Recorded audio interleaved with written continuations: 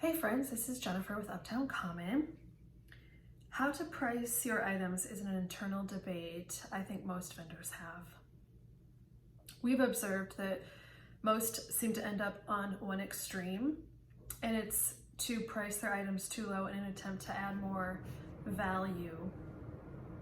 There seems to be four factors that feed into this idea that pricing your items too low is the way to go. The deepest one, I think, stems from the lack of confidence in your work. So the easiest way to remove the pressure is to price the item low, so it seems like a bargain. Second, many people are afraid no one will buy anything, which is probably interconnected with that first one I mentioned. Again, so the easiest way to remove the pressure is to price the item low. A third factor is comparing their piece to something similar someone can buy on Amazon or at Walmart, and pricing their piece just a tiny bit higher than that because, well, I did make it and I did spend a lot of time doing this, and so they know that that's not trying to compete with them is not the right idea, but they don't want to go full in with the actual cost to make the piece. And the last one is actually not knowing what it costs for you to produce the piece and to operate your business. No matter which line of thinking is involved, or maybe there's several, I promise that pricing your items too low will not help you sell more. It will not prevent people from saying things like, I can buy that for cheaper on Amazon, or making funny faces when they ask the price and you tell them, or just dropping it and walking away. We've had all of those things happen to us. And ultimately, it will not keep your business open. It may be a new perspective for you, but there's a trickle-down effect of this way of thinking that pricing your stuff too low is the way to go.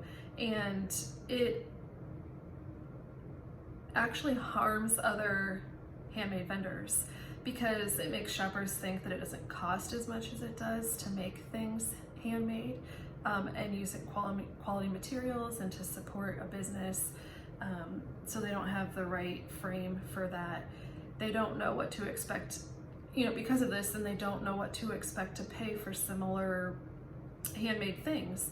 As handmade businesses and small businesses, we should be a united front, helping all shoppers understand what it takes to make our things, to make them by us and not a machine or a factory somewhere else, and using quality materials that are going to last for a long time.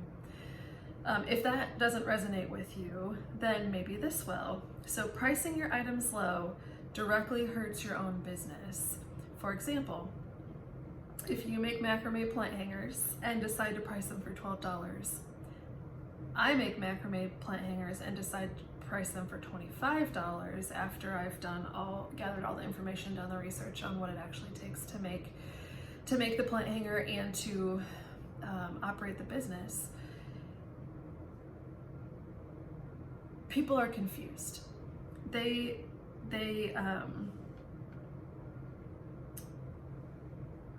generally know things that are handmade cost more, but they don't know how much.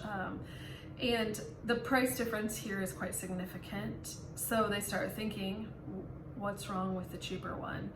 A more expensive price tag generally tends to suggest quality. So keep that in mind. And then here's a real life example. We have a good friend who sells plants, and you already know that we sell plants.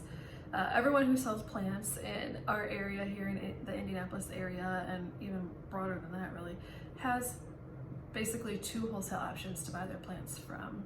So we're all getting the same access to the same plants and the same pricing. On common plants, we price them more than 100% of our wholesale cost in order to cover our cost. In getting the plants and keeping them alive, in transporting them to markets, and the market fees, all the things that go into that. We've sold trays and trays and trays of a particularly popular plant, and we've had it priced at $17 for one pot. Our friend ended up being next to us at a plant market we knew she was going to have this particular plant in her booth, so we didn't have any. So that was just how you're kind to other people around you. But she had hers listed for $10. She was sold one or two. It was kind of slow. Grant noticed that that her price was low, and mentioned that she should be able to increase it to $17 without having an issue. She was skeptical. She ended up changing the price though to $16, and they sold out so fast. It's crazy, but it's true. I mean, this is what happens when you properly price things and people get the right idea. So to sum it up, be sure to gather all the information to figure out what the item should cost. Remember to adequately account for your time and give it a try.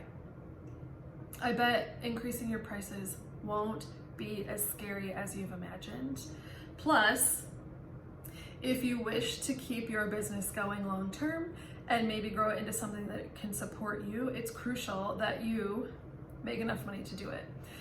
So if you have any questions or comments, feel free to leave them in the comments section, and we'll talk to you next time.